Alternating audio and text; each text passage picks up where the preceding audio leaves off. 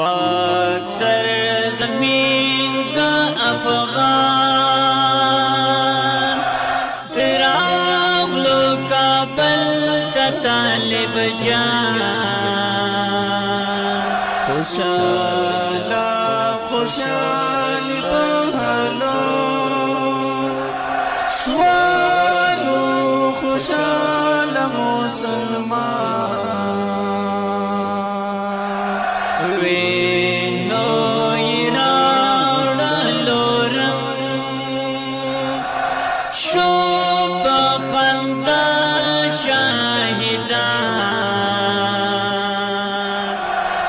باوی ظلم نبازار خبا باو صداشی مظلومان چی په هر ځای باندې پېد خو پلی نظام د